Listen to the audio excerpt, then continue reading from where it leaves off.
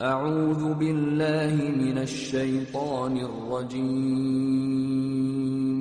بسم الله الرحمن الرحيم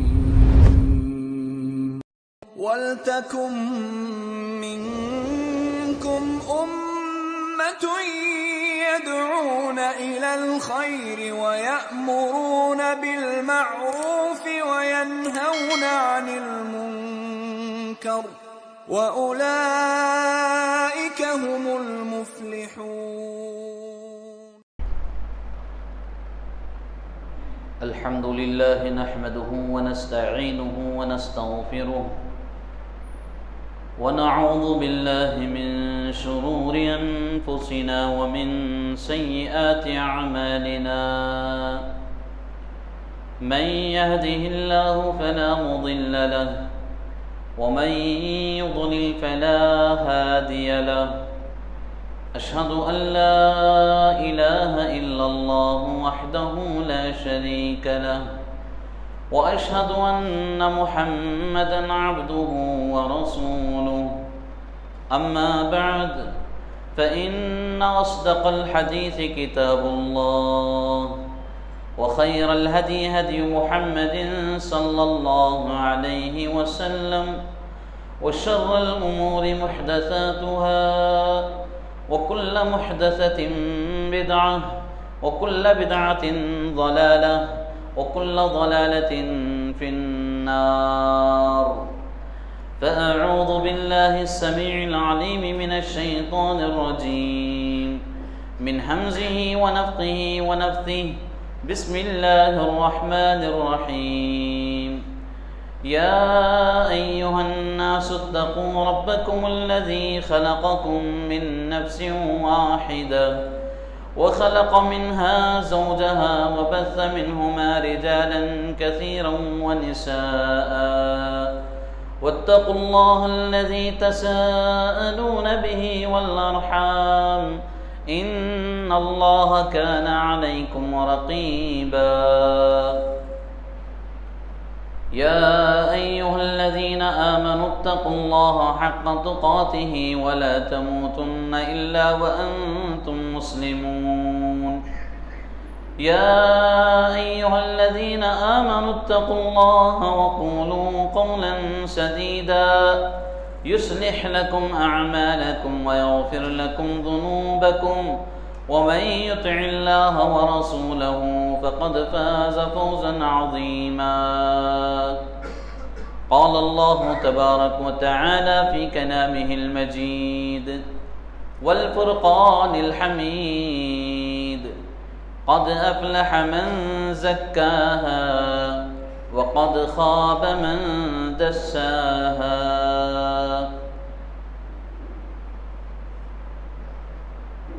तमाम किस्म की तारीफ़ व तौसीफ़, हम्द व सना, किबरियाई व बड़ाही, पाकीज़गी अल्लाह वहदहू ला शरीक लहू के लिए लायक व ज़ेबा है, जो मेरा और आपका, सारे मखलूक़ात का खालिक व मालिक है, रिज़्क़ देने वाला है, पालनहार है, परवरदिगार है और सारी इबादतें उसी के लिए हैं, जो अकेला है, तने तन्हा है, उसका कोई शरीक नहीं, उसका कोई साथी नहीं और उस जैसी कोई चीज़ नहीं। हम्द व सना, किबरियाई व बड़ाई अल्लाह की जितनी भी बयान करें बहुत कम है।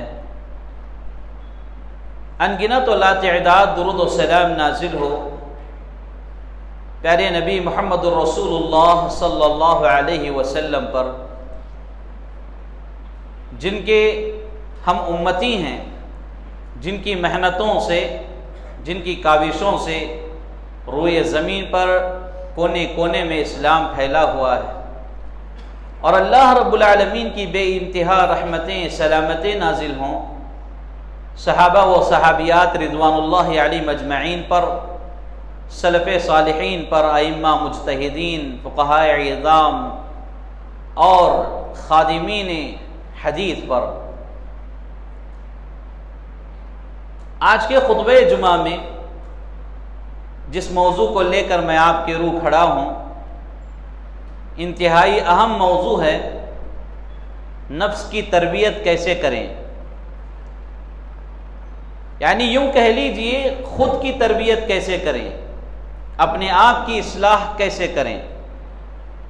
نفس کا تعلق دل سے ہوتا ہے۔ نفس 3 قسم کا بیان کیا گیا ہے، بعض لوگوں نے 4 قسم اس کے بیان کیے ہیں۔ مشہور 3 قسمیں ہیں، نفس امارہ، نفس لوامہ، نفس مطمئنہ۔ نفس امارہ یہ انسان کو گناہوں کی طرف، اللہ رب العالمین کی نافرمانی کی طرف ابھارتا ہے، اور نفس مطمئنہ یہ نیکی اور بھلائی، خیر کے کاموں کی طرف ابھارتا ہے۔ لیکن یہ جو تیسرا نفس ہے، نفس لوامہ، آپ کوئی بھی کام کرو وہ ملامت کرنے والا نفس ہوتا ہے۔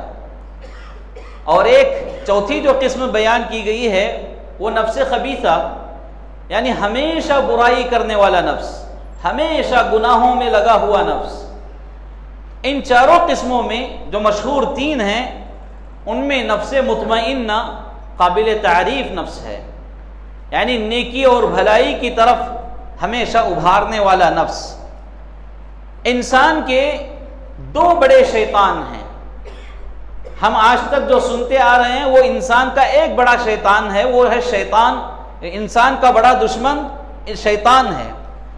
انسان کے دراصل 2 بڑے دشمن ہیں، ہم آج تک جو سنتے آ رہے ہیں ایک ہی دشمن ہے، وہ شیطان ہے۔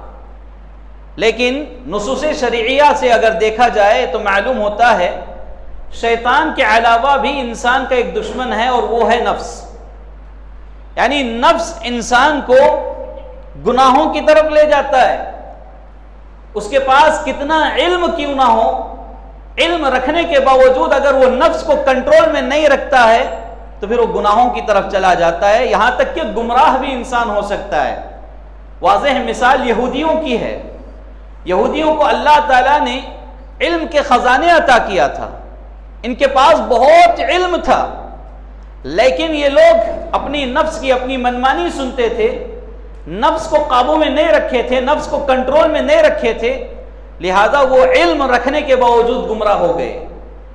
معلوم یہ ہوا کہ علم ہونے کے باوجود انسان کے گمراہ ہونے کے اسباب میں بنیادی سبب اس کا نفس ہے۔ چنانچہ اللہ رب العالمین نے قرآن مجید میں بیان فرمایا، سورۃ الشمس کی آیتیں ہیں، قد افلح من زکاها وقد خاب من دساها۔ جس کسی نے اپنے نفس کی اصلاح کی وہ کامیاب ہو گیا، جس کسی نے اپنے نفس کو پاکیزہ رکھا وہ کامیاب ہو گیا، اور جس کسی نے اس کی اصلاح نہیں کی وہ ناکام ہوا، خسارہ اٹھانے والوں میں سے ہو گیا۔ تو کیا مطلب ہے؟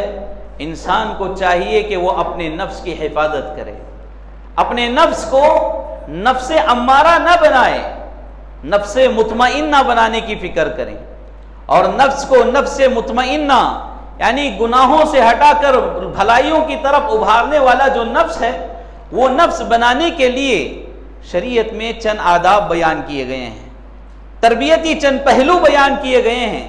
ان چیزوں کو اپنانے سے انسان کا نفس پاکیزہ ہوتا ہے۔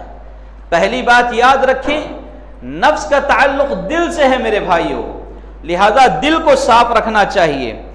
دل کو صاف رکھنے کے لیے ہمیں سب سے پہلے محاسبہ جو چیز ہے یہ اپنے اندر پیدا کرنے کی ضرورت ہے۔ اس سے پہلے میں بتاتا چلوں جسم کے اندر دل کا کیا مقام ہے۔ پیارے نبی صلی اللہ علیہ وسلم کا پیارا فرمان ہے، جس کو حضرت نعمان بن بشیر رضی اللہ تعالیٰ عنہ بیان کر رہے ہیں، اور امام المحدثین محمد بن اسماعیل البخاری رحمۃ اللہ علیہ نے اس روایت کو اپنی صحیح میں کتاب الایمان میں حدیث نمبر 50 پر 2 کے تحت بیان کیا ہے۔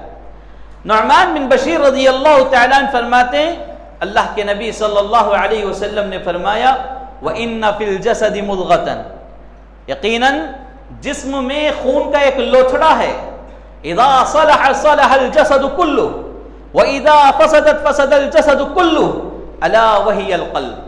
اللہ کے نبی صلی اللہ علیہ وسلم فرما رہے ہیں کہ آپ کے جسم میں، آپ کے بدن میں ایک خون کا لوتھڑا ہے، اگر یہ صحیح سلامت ہے تو سارا جسم سلامت ہے، اور اگر یہ بگڑ جائے، یہ خراب ہو جائے تو سارا جسم ہی خراب ہو جاتا ہے۔ الا وہی القلب، خبردار وہ انسان کا دل ہے، یعنی دل انسان کا اگر سلامت ہے، یقین مانیے اس کا سارا جسم، سارا بدن سلامت ہے۔ اگر دل بگڑ گیا تو انسان کا سارا جسم بگڑ گیا۔ لہذا دل کی سلامتی کے لیے، نفس کی سلامتی کے لیے، نفس کی تربیت کے لیے جو چیزیں بیان کی گئی ہیں انہیں اپنانے کی ضرورت ہے، اور اسے اپنی زندگی میں عملی جامہ پہنانے کی ضرورت ہے۔ بہت ساری چیزیں بیان کی گئی ہیں، وہ ساری چیزیں میں مختصر وقت میں آپ کے سامنے رکھنا یہ مشکل بات ہے، لہذا ان میں سے 5 باتیں آپ کے سامنے میں رکھنے کی کوشش کروں گا، اور اللہ رب العالمین سے دعا کرتا ہوں اللہ تعالیٰ ان باتوں پر اور ان کے علاوہ کتاب و سنت کی ہر بات پر مجھے اور آپ کو عمل کی توفیق نصیب فرمائے، آمین یا رب العالمین۔ تو اصلاح کے لیے، نفس کی اصلاح کے لیے، نفس کی تربیت کے لیے جو پہلی چیز ہے وہ محاسبہ۔ محاسبہ کہتے ہیں اپنا جائزہ لینا، اپنا حساب و کتاب لینا۔ آدمی دن بھر جو کاروبار کرتا ہے، رات میں اپنے کاروبار کا محاسبہ کرتا ہے، اپنا حساب و کتاب چیک کر کے سوتا ہے، یا پھر مہینے میں 1 مرتبہ انسان اپنا حساب و کتاب چیک کرتا رہتا ہے کہ میرے بزنس میں کہاں نقصان ہو رہا ہے، میرے بزنس میں کہاں فائدہ ہو رہا ہے، وغیرہ وغیرہ۔ تو ایسے ہی انسان اپنا جائزہ لینا یہ محاسبہ کہلاتا ہے، اور محاسبے کی بے انتہا ضرورت ہے۔ آج لوگ اپنا حساب کرنے سے غافل ہو چکے ہیں، کاروبار کا حساب کر رہے ہیں، معاملات کا حساب کر رہے ہیں، ہر معاملے کا ہمارے پاس حساب ہوتا ہے، لیکن ہمارا خود کا حساب نہیں ہوتا۔ آج میں نے دن میں کتنی نمازیں پڑھی ہیں، آج دن میں میں نے کتنے لوگوں کو تکلیف دی ہے اور کتنے لوگوں کو میں نے راضی کیا ہے، میری وجہ سے کون کون پریشان ہیں، اور میں نے دن میں کتنا مال حلال حصے کا کمایا ہے، میرے مال میں کتنا حرام شامل ہوا ہے۔ یہ ساری چیزوں پر غور و فکر کر کے سونا یہ محاسبہ کہلاتا ہے، اور اسی بات کی فکر اللہ رب العالمین نے انسانوں کو دلایا ہے۔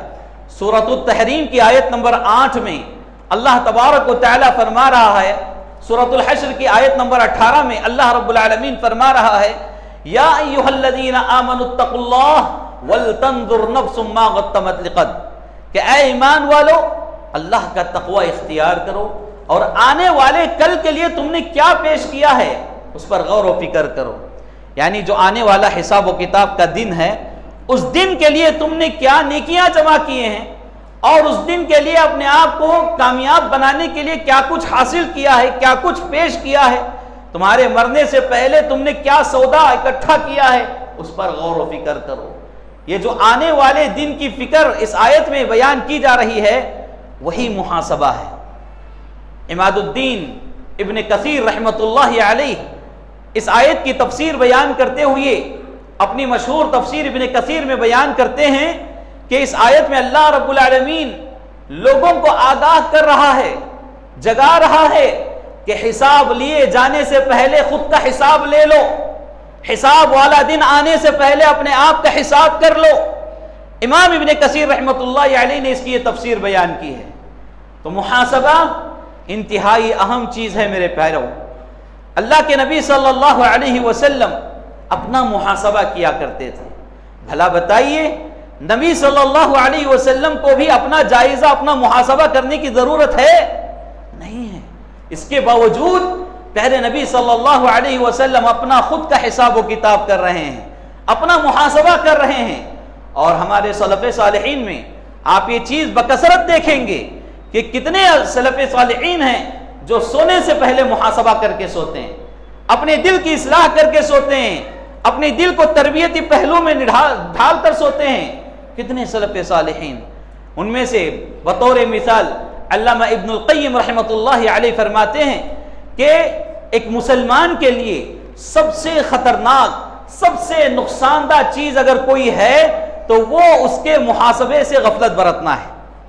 یعنی ایک مسلمان اپنا محاسبہ کرنا چھوڑ دے، ایک مسلمان اپنا حساب لینا چھوڑ دے تو پھر اسے یہ چیز ہلاکت کی طرف لے جاتی ہے، یہ چیز اسے بربادی کی طرف لے جاتی ہے۔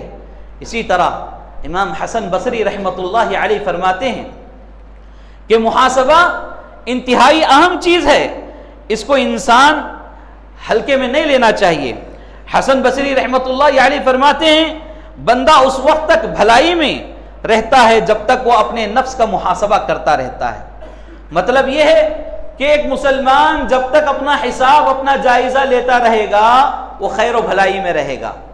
اگر وہ محاسبہ کرنا چھوڑ دے تو پھر وہ خیر و بھلائی سے نکل جاتا ہے۔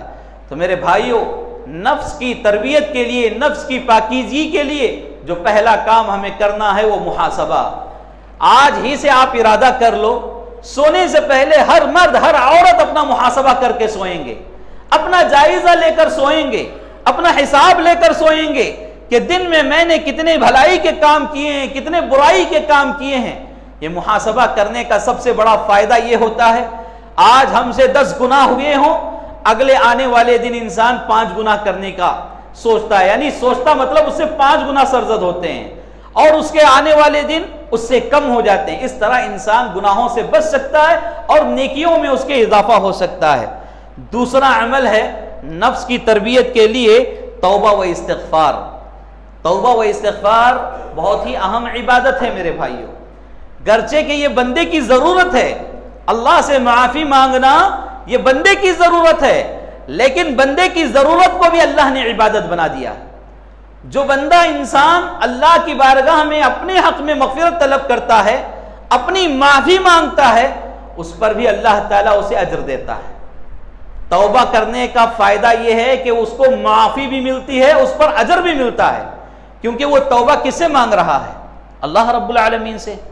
تو اللہ تبارک و تعالیٰ توبہ و استغفار کرنے والے بندوں سے حقیقی محبت کرتا ہے، بے انتہا محبت کرتا ہے۔ ایسے بندے اللہ کو بہت عزیز ہیں جو توبہ و استغفار کرنے والے ہیں۔ آج یقین مانیے، ہم خود اپنے گریبان میں جھانک کر دیکھیں، اپنا جائزہ لے کر دیکھیں، ہم دنیا کی مصروفیات مشغولیات میں پڑھ کر کتنے لوگ آج توبہ و استغفار کر رہے ہیں، کتنے لوگ اللہ سے معافی مانگ رہے ہیں؟ بہت کم ہیں جو اللہ سے معافی مانگنے والے ہیں۔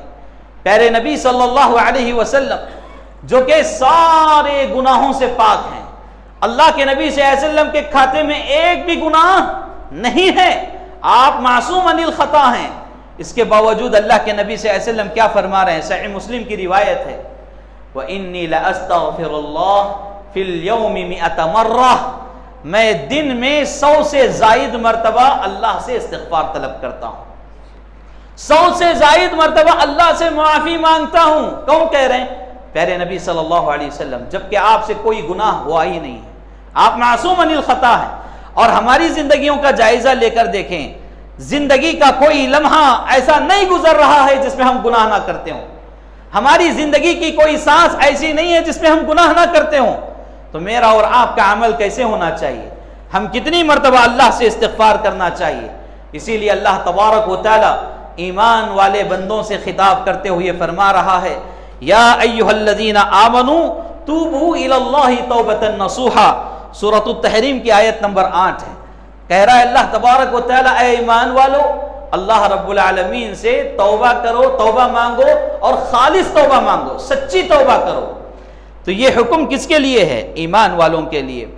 اور یقیناً اسلاف امت کا یہ عمل رہا ہے کہ ان سے گناہ ہو یا نہ ہو، وہ ہمیشہ توبہ و استغفار کیا کرتے تھے۔ علامہ ابن القیم رحمۃ اللہ علیہ اس ضمن میں فرماتے ہیں کہ انسان سے کبھی گناہ ہو جائے، گناہ ہونے کے فوراً بعد توبہ کرنا اس کے اوپر واجب ہے، اور اس کو مؤخر کرنا، ڈیلے کرنا، تاخیر کرنا جائز نہیں ہے۔ تو علامہ ابن القیم رحمۃ اللہ علیہ کے اس قول سے یہ بات معلوم ہو رہی ہے کہ انسان کے لیے توبہ کتنا اہم ہے۔ گناہ ہوا کہ نہیں، فوراً معافی مانگنا ہے، فوراً توبہ کرنا ہے، یہ اس کے اوپر واجب ہے، واجب۔ اگر نہیں کرتا ہے تو گنہگار ہو جائے گا۔ اور اس ضمن میں شیخ الاسلام امام ابن تیمیہ رحمۃ اللہ علیہ فرماتے ہیں کہ بندہ ہمیشہ اللہ کی نعمتوں میں رہتا ہے۔ ہم جی رہے ہیں، سانس لے رہے ہیں، دیکھ رہے ہیں، ہاتھ سے کوئی کام کر رہے ہیں، محسوس کر رہے ہیں، یہ ساری چیزیں اللہ کی نعمتیں ہیں۔ اللہ کی نعمتیں اتنی ہیں کہ ہم اس کو شمار نہیں کر سکتے۔ وَإِن تَعُدُّوا نِعْمَةَ اللَّهِ لَا تُحْصُوهَا، اگر تم اللہ کی نعمتوں کو پرکھنا چاہو، شمار کرنا چاہو تو شمار نہیں کر سکتے، گن نہیں سکتے، اتنی نعمتیں اللہ رب العالمین کی ہیں۔ شیخ الاسلام امام ابن تیمیہ رحمۃ اللہ علیہ فرماتے ہیں کہ جس طرح بندہ ہمیشہ اللہ کی نعمتوں میں رہتا ہے، اس کے لیے ضروری ہے کہ وہ اللہ کا شکر ادا کرے، ان نعمتوں پر اس کے لیے ضروری ہے کہ اللہ کا شکر ادا کرے، اور ایسے ہی بندہ انسان ہونے کے ناطے گناہوں سے بھی جڑا رہتا ہے، اس سے گناہ بھی ہوتے رہتے ہیں، لیکن گناہ کے بعد اس کے لیے ضروری ہے کہ وہ توبہ کو لازم پکڑے، توبہ و استغفار کو لازم پکڑے۔ جس طرح نعمتوں کو حاصل کرنے کے بعد شکر ادا کرنا یہ لازم ہے، ایسے ہی گناہ کے بعد توبہ استغفار کرنا بھی لازم ہے۔ یہ کون کہہ رہے ہیں؟ شیخ الاسلام امام ابن تیمیہ رحمۃ اللہ علیہ فرماتے ہیں۔ تو بہرکیف توبہ و استغفار ایک انتہائی اہم عبادت ہے جو آج ہمارے درمیان نظر نہیں آتی ہے، لہذا ہمیں اس پر عمل کرنے کی ضرورت ہے۔ تنہائی میں آپ تہجد کا اہتمام کریں، یا پھر آپ کم از کم فجر کے لیے بیدار ہو جائیں۔ وہ ایسا وقت ہوتا ہے، سبحان اللہ، کیا سکون ہوتا ہے، ساری دنیا سو رہی ہے، سارے لوگوں سے آپ غافل ہیں، اور آپ ہیں، آپ کا رب ہے، آپ سجدے میں اپنی زمین رگڑتے ہوئے اللہ سے دعائیں کریں۔ ایسے وقت میں اللہ تعالیٰ دعا کو کیوں قبول نہیں کرتا؟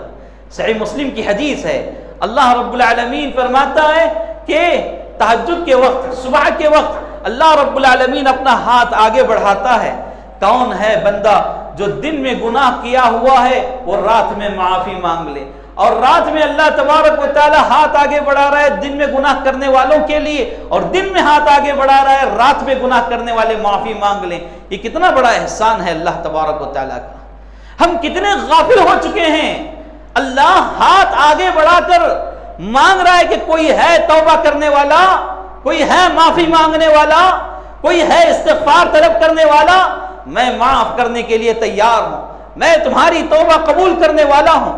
لیکن ہم ہیں کہ اللہ سے ہم معافی نہیں مانگتے، توبہ استغفار نہیں کرتے، غفلت میں پڑے ہوئے ہیں، اسی لیے دل مردہ ہوتا جا رہا ہے، دل مر چکا ہے۔ بعض لوگوں کے دلوں پر قرآن اور حدیث کی بات اثر ہی نہیں کرتی، مطلب کیا ہے؟ مردہ ہو چکا ہے، دل مر چکا ہے۔ ایسے دلوں کو زندہ کرنے کے لیے اس کی تربیت بے انتہا ضروری ہے۔ میرے بھائیوں، تیسری چیز ہے تربیت کے لیے علم حاصل کرنا۔ دلوں کو زندہ رکھنے کے لیے، دلوں کی تربیت کے لیے، نفس کی تربیت کے لیے علم حاصل کرنا انتہائی ضروری ہے۔ میں دیکھتا ہوں ہمارے بہت سارے بھائی نماز پڑھ لیے تو یہ سمجھتے ہیں کہ اب ہم ناجح، یعنی نجات پانے والے، کامیاب ہو گئے۔ نہیں میرے بھائیوں، علم حاصل کرنا چاہیے۔ علم انتہائی اہم چیز ہے، اور علم انسان کی دل کو زندہ رکھنے والا ایک بہترین تحفہ ہے جو اللہ رب العالمین کی جانب سے عطا کیا گیا ہے۔ علم کتنا ضروری ہے آپ سوچیں، اللہ رب العالمین نے نبی صلی اللہ علیہ وسلم کو بھی علم عطا کیا، جبکہ وہ نبی ہیں، رسول ہیں۔ آپ کے اوپر وحی جو پہلی وحی نازل ہوئی، اقرأ بسم ربک الذی خلق، یعنی علم کے بارے میں اللہ تبارک و تعالی بیان کر رہا ہے۔ گویا کہ علم حاصل کرنے سے انسان کا نفس پاکیزہ رہتا ہے، انسان کے نفس کی تربیت ہوتی ہے۔ علم حاصل کرنا چاہیے۔ اللہ رب العالمین کم علم لوگوں سے، کم علم جن کے پاس کوئی علم نہیں رہتا، ایسے لوگوں کو اللہ تعالیٰ نظر انداز کر دیتا ہے۔ اب جن کو اللہ تعالیٰ نظر انداز کر دے، ان پر پریشانیاں، مصیبتیں، آفتیں، بلائیں، ساری چیزیں ان پر آتی رہتی ہیں، اور اللہ رب العالمین علم والوں کے اوپر اپنا فضل و کرم کرتا ہے، اپنی رحمت کے فرشتے ان کے پیچھے لگاتا ہے تاکہ وہ ان کی سیکیورٹی کے طور پر کام کریں، ان کے محافظ بنے۔ تو علم حاصل کریں میرے بھائیوں، دینی علم حاصل کرنا ایک مسلمان مرد اور عورت پر فرض ہے، فرض ہے، فرض ہے۔ غفلت نہ برتیں، دنیاوی علم حاصل کریں یا نہ کریں، وہ تمہارے دنیا کے حد تک کام آنے والا، لیکن یہ جو دینی علم ہے یہ آپ کو دنیا میں بھی کام آنے والا، آخرت میں بھی کام آنے والا۔ دینی علم سے آپ غفلت نہ برتیں۔ اور چند سورے ہم نے کیا سیکھ لیے؟ 4-5 سورے، بڑی مشکل سے 10 سورے، یہی 10 سورے ہمارے 60-70 سال کی زندگی کی نمازوں میں چلتے رہتے ہیں۔ اور دعاؤں کا آپ جائزہ لے کر دیکھیں، مصیبتوں پر مصیبتیں آ رہی ہیں، لیکن اس مصیبت میں ہم وہ دعا نہیں پڑھ پا رہے ہیں جو دعا نبی صلی اللہ علیہ وسلم سے ثابت ہے۔ کتنی افسوس کی بات ہے، کیا ایک امتی کے لیے، ایک مسلمان کے لیے یہ بات زیبا دیتی ہے، زیب دے سکتی ہے کہ اس کے نبی کی دعاؤں سے یاد نہ ہو، ثابت شدہ دعاؤں سے یاد نہ ہو؟ لہذا علم حاصل کریں، علم سے انسان کی اہمیت اللہ کی نظر میں بھی بڑھ جاتی ہے۔ اللہ رب العالمین سورۃ النجم کی آیت نمبر 29 میں فرما رہا ہے فَأَعْرِضْ عَمَّنْ تَوَلَّى عَنْ ذِكْرِنَا وَلَمْ يُرِدْ إِلَّا الْحَيَاةَ الدُّنْيَا، کہ نبی صلی اللہ علیہ وسلم کو حکم دیا جا رہا ہے آپ ان کی طرف توجہ نہ دیں جو ہماری یاد سے منہ پھیرتے ہیں، ہمیں یاد کرنے سے دور بھاگتے ہیں۔ ایسے لوگوں کی طرف توجہ دینے کی ضرورت نہیں ہے، وہ تو دنیاوی زندگی میں مست ہیں، دنیا کی زندگی طلب کرنے میں لگے ہوئے ہیں، اور ان کے علم کی رسائی اتنی ہے، ان کی علم کی پہنچ اتنی ہے جتنا وہ کر رہے ہیں۔ معلوم یہ ہوا کہ کم علم والوں کے اوپر اللہ رب العالمین توجہ نہیں دیتا ہے۔ لہذا علم حاصل کریں میرے بھائیوں، علم انتہائی اہم چیز ہے۔ شیخ الاسلام محمد بن عبد الوہاب رحمۃ اللہ علیہ فرماتے ہیں لوگوں یاد رکھو علم کا حاصل کرنا ہر مسلمان مرد اور عورت پر فرض ہے، اور یہ علم بیمار دلوں کی شفا ہے۔ سبحان اللہ، جو دل بیمار ہوتے ہیں ان دلوں کو شفا اسی علم سے نصیب ہوتا ہے۔ اور اللہ رب العالمین نے نصوص شریعہ میں جہاں کہیں بھی علم کا ذکر فرمایا ہے، پیارے رسول صلی اللہ علیہ وسلم نے نصوص شریعہ میں جہاں کہیں علم کا ذکر فرمایا ہے اس سے مراد دینی تعلیم ہے، عصری تعلیم نہیں، دنیاوی تعلیم نہیں، وہاں پر دینی تعلیم مراد ہے۔ تو میرے بھائیوں دینی تعلیم حاصل کرنے کی کوشش کریں۔ ہمارے اسلاف میں یہ بڑی خواہش، بڑی جستجو دیکھی گئی ہے علم حاصل کرنے کے پیچھے۔ 4 اماموں میں سے ایک امام گزرے ہیں امام احمد بن حنبل رحمہ اللہ، جو کہ امام اہل سنہ والجماعہ ہیں اور علم کے پہاڑ ہیں۔ اس کے باوجود ان کے سلسلے میں امام بخاری رحمۃ اللہ علیہ فرماتے ہیں ہم دیکھا کرتے تھے کہ بغداد کی گلیوں میں امام احمد بن حنبل رحمہ اللہ اپنی جوتیاں اپنے ہاتھ میں اٹھا کر گلی گلی بھاگ رہے ہیں، دوڑ رہے ہیں، اس حلقے سے اس حلقے میں، اس حلقے سے اس حلقے میں، علم حاصل کرنے کی جستجو میں۔ یہاں علم حاصل کیے کہ نہیں، یہ حلقہ ختم ہوا فوراً دوسرے حلقے کی طرف بھاگ رہے ہیں، جوتے پہننے کا بھی انہیں خیال نہیں ہے، جوتے اپنے ہاتھ میں اٹھا کر بھاگ رہے ہیں۔ اتنے میں ہمارے والد نے ان کو پکڑ کر پوچھا اے ابو عبداللہ کب تک علم حاصل کرتے رہو گے، کب تک علم حاصل کرتے رہو گے؟ اس وقت جواب دیا امام اہل سنہ والجماعہ امام احمد بن حنبل رحمہ اللہ نے، اس وقت تک علم حاصل کرتا رہوں گا جب تک میرے بدن میں آخری سانس ہو، جب تک مجھے موت نہ آ جائے، موت آنے تک علم حاصل کرتا رہوں گا۔ یہ ہمارے ائمہ کا علم اتنا وسیع ہونے کے باوجود علم حاصل کرنے کی تڑپ، شغف، جستجو کتنا زیادہ ہے۔ اب ہم یہاں علم دینے کے لیے اعلانات پر اعلانات، اجتماعات پر اجتماعات، دینی محفلوں پر محفلیں جماتے ہیں، سجاتے ہیں، ہمیں کوئی پرواہ نہیں ہے، ہمیں علم کی ضرورت نہیں ہے، علم کی ضرورت نہیں ہے۔ اگر وہی کہا جائے فلاں جگہ آدھا گھنٹہ آپ وقت دیں 500 روپیہ ملے گا، کتنے لوگ وہاں شریک ہوں گے، کتنے لوگ شریک ہوں گے؟ فلاں تنظیم کا کوئی پروگرام ہو، فلاں پارٹی کا کوئی پروگرام ہو، وہاں آپ کو دنیاوی حرص دلائی جا رہی ہے، کتنے لوگ حاضر ہوں گے؟ بچوں سمیت جائیں گے، عورتوں کو برقعے پہنا کر لے جائیں گے، کیوں؟ وہاں دنیا مل رہی ہے، دنیا مل رہی ہے۔ دنیا کی حرص، دنیا کی لالچ، دنیا کی چاہت نے ہمارے دلوں کو مار چکی ہے، ہمارے دلوں میں مردہ، ہمارے دلوں میں ہمارا ضمیر مر چکا ہے، ہمارے دلوں میں ایمان باقی نہیں رہا دنیا کی حرص کی وجہ سے۔ لہذا میرے بھائیو علم حاصل کرو۔ انسان ماں کی گود سے لے کر خبر میں جانے تک طالب علم رہتا ہے، علم حاصل کرنے والا رہتا ہے۔ کوئی اپنے آپ کو، آپ دیکھو بڑے بڑے علماء کو دیکھو، علماء کبھی اپنے آپ کو بڑا عالم نہیں کہتے، کبھی اپنے آپ کو بڑا عالم نہیں کہتے۔ کیوں؟ ان کے اندر وہ سادگی، وہ عاجزگی، وہ انکساری آ جاتی ہے کہ مجھے اور علم حاصل کرنا ہے، اور علم حاصل کرنا ہے، میں ہمیشہ طالب علم ہی رہوں گا، ہمیشہ اسٹوڈنٹ ہی رہوں گا۔ یہ بڑے علماء کی پہچان ہے۔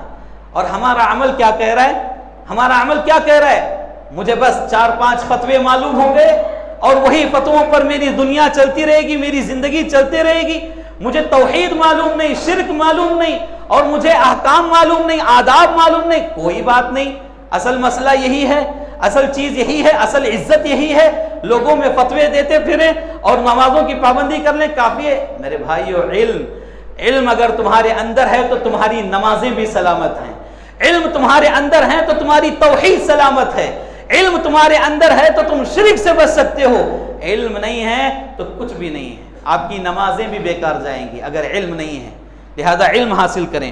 ایک چوتھا کام ہے جو انتہائی اہم ہے، نیک اعمال میں دلچسپی لینا، نیک کاموں میں انٹرسٹ بتانا، خواہش رکھنا اچھے کام کرنے کی۔ یہ چوتھا کام ہے دلوں کی تربیت کے لیے، نفس کی تربیت کے لیے۔ کتنے لوگ ہیں اچھے کام کرنے والے؟ بہت کم لوگ، الا ماشاء اللہ۔ اچھے کام سے مراد فرائض کی پابندی، نمازوں کی پابندی، نوافل کا اہتمام، روزوں کا اہتمام، صدقہ و خیرات کرنے کا اہتمام۔ یہ جو نیکیاں ہیں، ان نیکیوں کو کثرت سے کرنے کی کوشش کرنا، یہ دلوں کو زندہ رکھتا ہے۔ یہ عمل جو ہے انسان کے نفس کو مطمئنہ بناتا ہے، یعنی اچھا نفس بناتا ہے۔ نفس کی اصلاح اور تربیت میں یہ پہلو انتہائی اہم ہے۔ انسان کو نیک کاموں کی طرف جڑنا چاہیے، نمازوں کی پابندی، دیگر اعمال صالحہ کی پابندی، کیونکہ دیکھیے نیک اعمال کا تعلق ایمان سے ہے، ایمان سے۔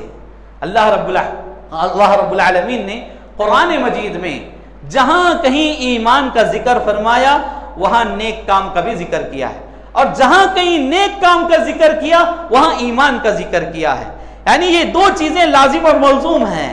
اللہ رب العالمین نے ایمان کے ساتھ نیک عمل کو اور نیک عمل کے ساتھ ایمان کو جوڑا ہے۔ ہمارے پاس ایمان ہوتا ہے تو نیک عمل نہیں، اگر نیک عمل ہے تو ایمان نہیں۔ اللہ رب العالمین کو یہ چیز پسند نہیں ہے۔ اللہ کو مطلوب کیا ہے؟ ایمان بھی مطلوب ہے اور نیک اعمال بھی مطلوب ہے۔ یہ دو چیزیں اللہ کو مطلوب ہیں، لہذا یہ دو چیزیں اپنانے کی کوشش کریں۔ آخری چیز جو پانچویں چیز ہے، اچھے اخلاق۔ انسان کا ظاہر اور باطن اچھا ہونا چاہیے، وہ اندر سے بھی اچھا ہو، اوپر سے بھی اچھا ہو، اس کے اخلاق اچھے ہوں، اس کے اخلاق سے لوگ پریشان نہ ہوں، وہ لوگوں کو تکلیف دینے والا نہ ہو۔ ایسے انسان کا ضمیر ہمیشہ جاگتا ہے، اس کا نفس ہمیشہ زندہ رہتا ہے، اور اس کے نفس کی تربیت کے لیے انتہائی اہم ہے کہ وہ اپنے اخلاق کو سنوارے، اپنے اخلاق کو سنوارے۔ کیوں؟ نبی صلی اللہ علیہ وسلم کا فرمان ہے، ما شیء اثقل فی میزان المؤمن یوم القیامہ من خلق حسن وان اللہ لیبغض الفاحش البغی، رواہ الترمذی۔ کتاب البر والصلہ کی حدیث ہے، علامہ البانی رحمۃ اللہ علیہ نے اس حدیث کو صحیح کہا ہے۔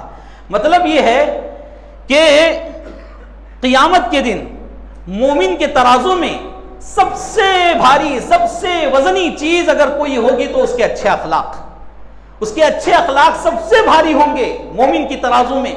اللہ رب العالمین بے حیائی بات کرنے والے، فحش گفتگو کرنے والے گنہگاروں کو پسند نہیں کرتا، ان سے محبت نہیں کرتا اللہ تعالیٰ۔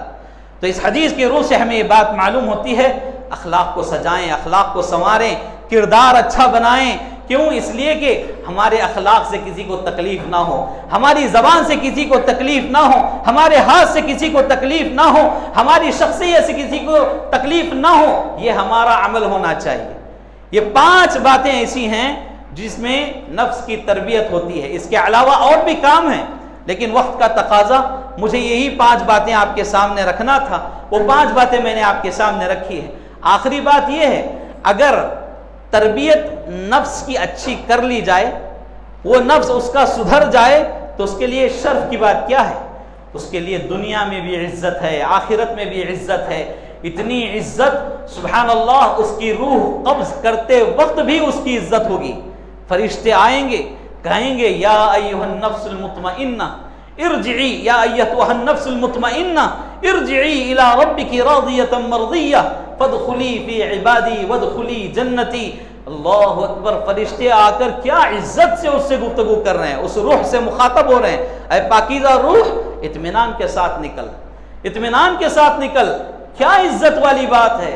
جو لوگ اپنے نفس کی تربیت کرتے ہیں ان کو یہ شرف نصیب ہوگا، ورنہ یقین مانیے روح قبض کرنے والا فرشتہ جب آئے گا، اگر تمہارا نفس صحیح نہیں، گناہوں میں مبتلا، برائیوں میں مبتلا، نافرمانیوں میں مبتلا ہو کر وہ وقت آ گیا آپ کے لیے، وہ آپ کی روح کو ایسے نکالیں گے گویا کہ ایک کپڑا کانٹوں والے درخت پر ڈال کر گھسیٹا جاتا ہو، ایسی تکلیف ہوگی۔ اللہ مجھے اور آپ کو ان تکلیفوں سے محفوظ رکھے۔ لہذا میرے بھائیوں، آخری بات یہ ہے کہ نفس کی تربیت کے لیے، نفس کی پاکیزگی کے لیے پیارے نبی صلی اللہ علیہ وسلم نے ایک جامع دعا بیان کیے ہیں۔ یہ دعا ہم میں سے ہر ایک کو یاد ہونا چاہیے۔ یہ دعا یاد کر لیں اور دن کے اجالے میں، رات کے اندھیرے میں اس دعا کو پڑھتے رہیں۔ نفس کو پاکیزہ رکھنے میں اللہ آپ کی مدد فرمائے گا، نفس کی تربیت میں اللہ آپ کی مدد فرمائے گا۔ لہذا اس دعا کو آپ یاد کر لیں، جس دعا کو پیارے نبی صلی اللہ علیہ وسلم نے حدیث کی روشنی میں بیان کیا، اور اس حدیث کو امام مسلم رحمۃ اللہ علیہ نے اپنی صحیح میں بیان کیا ہے۔ اور روایت کرنے والے جو صحابی ہیں زید بن ارقم رضی اللہ تعالیٰ عنہ، وہ فرماتے ہیں اللہ کے نبی صلی اللہ علیہ وسلم نے دعا پڑھائی۔ دعا اللہ کے نبی صلی اللہ علیہ وسلم ایک لمبی دعا کے درمیان یہ 3 جملے نفس سے متعلق بیان کیے ہیں۔ اگر کوئی بندہ یہ 3 جملے بھی اگر یاد کر کے صبح شام پڑھ لیتا ہے، اس کا نفس گناہوں سے پاک رہتا ہے، اس کا نفس، اس کا دل گناہوں پر نہیں لٹکتا، نہیں لپکتا، اس کا دل محفوظ رہتا ہے۔ کیا دعا ہے؟ اللہ کے نبی صلی اللہ علیہ وسلم فرماتے ہیں اللہم آتی نفسی تقواہا، اللہم آتی نفسی تقواہا، اے اللہ میرے نفس کو تقوی عطا فرما، وزکھا انت خیر من زکاہا، میرے نفس کو تو پاک فرما، تو بہترین پاک کرنے والا ہے، انت ولیہا و مولاہا، اور تو ہی میرے نفس کا ولی ہے، تو ہی میرے نفس کا مولا ہے۔ سبحان اللہ، کتنی پیاری دعا، کتنی جامع دعا۔ ان 3 جملوں میں نفس کی پوری کیفیت نبی صلی اللہ علیہ وسلم نے بیان کر دی۔ انسان کا پورا درد، پورا دکھڑا اللہ کے سامنے نفس سے متعلق جو انسان کر سکتا ہے، اللہ کے نبی صلی اللہ علیہ وسلم نے ان 3 جملوں میں بیان کر دیا۔ اللہم آتی نفسی تقواہا وزکھا انت خیر من زکاہا انت ولیہا و مولاہا۔ یہ 3 جملے یاد کر لیں، اور یہ صحیح مسلم کی حدیث ہے، حدیث نمبر 2720 حدیث نمبر 2720 آپ بعد میں دیکھ لیں، اور اس حدیث میں سے یہ دعا کو ضرور یاد کریں۔ اللہ رب العالمین سے دعا ہے اللہ تعالی ہمارے نفسوں کی حفاظت فرمائے، اللہ ہمیں ہمارے نفسوں کو پاکیزہ رکھنے کی توفیق عطا فرمائے۔ اللہ تعالی ہر قسم کی برائی سے، ہر قسم کے شر سے، فتنہ و فساد سے اللہ ہمارے دلوں کو محفوظ رکھے، اللہ ہمیں، ہماری اولاد کو، ہمارے نسلوں کو محفوظ رکھے، اللہ ہمیں توحید پر ثابت قدمی عطا فرمائے، اللہ شرک و بدعات سے، خرافات سے، غلط رسم و رواج سے، غلط کاموں سے اللہ ہماری حفاظت فرمائے، اللہ ہمیں ان سے اجتناب کرنے کی توفیق عطا فرمائے۔ ہم میں جو بیمار بیٹھے ہیں اللہ ہر چھوٹی بڑی بیماری سے مکمل شفا یابی عطا فرمائے، شفا کاملہ دائمہ مستمرہ اللہ عطا فرمائے۔ اللہ رب العالمین جو قرض دار ہیں، پریشان حال ہیں، اللہ انہیں ان سے نجات عطا فرمائے، اللہ حرمین شریفین کی حفاظت فرمائے، اہل توحید کی حفاظت فرمائے، توحید کے زمینوں کی حفاظت فرمائے، صحابہ و صحابیات رضوان اللہ علیہم اجمعین پر بے انتہا رحمتیں سلامتیں نازل فرمائے۔ جہاں کہیں مسلمان مظلومانہ زندگی گزار رہے ہیں اللہ ان کا محافظ ہو جائے، اللہ انہیں امن و سلامتی کی زندگی نصیب فرمائے۔ اللہ تبارک و تعالی ہمارے مساجد کی، ہمارے مکاتب کی، ہمارے مدارس کی حفاظت فرمائے، ان کے حق میں ہمیشہ خیر و بھلائی کے فیصلے فرمائے۔ جن کی اولاد نہیں ہیں اللہ انہیں اولاد جیسی نعمت سے مالا مال فرمائے، جن کی اولاد ہے اللہ ان کی اولاد کو ان کی آنکھوں کا ٹھنڈک، مطیع و فرمانبردار اور ان کے حق میں صدقہ جاریہ بنائے۔ ہر ماں باپ کو اولاد کے حق میں انصاف کرنے والا بنائے۔ اللہ تبارک و تعالی ہمیں مزید نیکیوں کی توفیق عطا فرمائے، جو غلطیاں، جو گناہ ہم سے ہو رہے ہیں اللہ معاف فرمائے، درگزر فرمائے، ہر چھوٹی بڑی نیکی کو قبولیت کا شرف عطا فرمائے۔ اللہ جب تک دنیا میں رکھے حالت ایمان میں رکھے، جب خاتمہ ہو تو حسن خاتمہ نصیب فرمائے، آمین یا رب العالمین۔ اقول قولی ھذا استغفر اللہ لی ولکم ولسائر المسلمین وما توفیقی الا باللہ۔